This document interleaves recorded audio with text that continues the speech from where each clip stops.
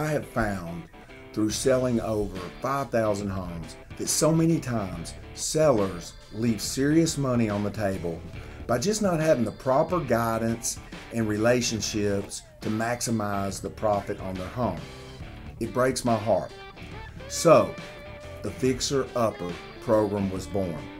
This is a program that I have designed with 25 years of watching buyers and looking at their tendencies and observing them, combined with amazing designers and contractors to help our sellers get the most money they possibly can for their home. And we even have it set up in some instances where we can delay the upfront cost to the home seller until the property closes. So instead of me telling you about it, I want to show you real people with real life stories, and most importantly, real numbers of how the Fixer Upper program truly works. So Joy Montaloni called me. Actually, I'd known Joy's daughter, Angie, worked with her years ago.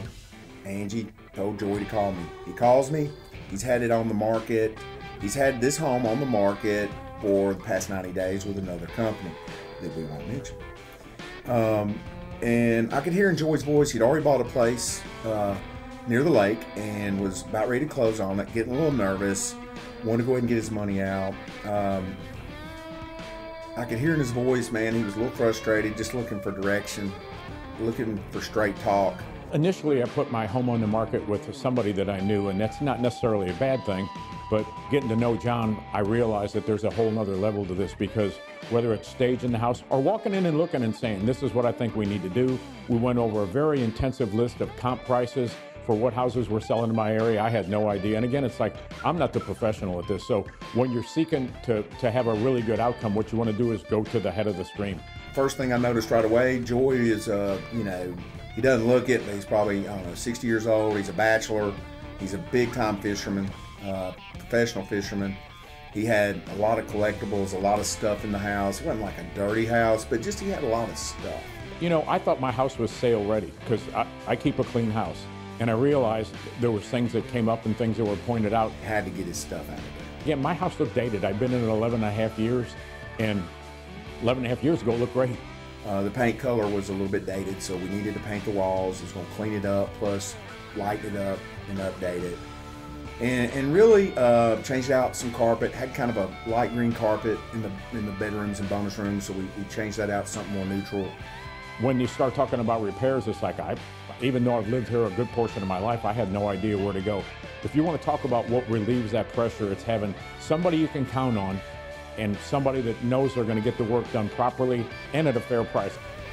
You know, on Joy's house, first thing we did obviously is we brought Jennifer over, our fabulous home stage designer, and she picked us a really good color and coordinated the walls and the new carpets we were putting in. Then of course I got my man Hector Hernandez, best painter in the world. Literally, this guy, I bet I've referred him out over 100 times. I've never heard anybody complain about him. He's excellent, awesome dude. And then of course we got Miss Dickey over to do the carpets with Right Rug, and she does an exceptional job. And got it all coordinated up, got it ready to go, and he looked fabulous. There was a few things needed to be done, and it all happened, really, quite honestly, it happened for a lot less than I thought. It happened on time, and the house sale just didn't take near as long as I thought it might, so that was a great relief to me. You know, if we had to sell the home as is, it's about a 240 house. But if we did, in my mind, about $5,000, you know, we could make it hopefully a 255 house. This doesn't happen often anymore, as I felt like a customer. That just doesn't happen. So it was a great experience, and it almost makes me feel like I wish I had more houses to sell. I think we only spent about $4,000. We ended up receiving, now remember, this is in December, okay? Not the best time to sell the house, because I literally remember going out there to check on something when snow was on the ground, and we ended up getting $253,000 for the home, and I think inside of a week. So basically his $4,000, if you do the math, the 4,000, in my opinion, netted him another 9,000. So I think it was a pretty good investment.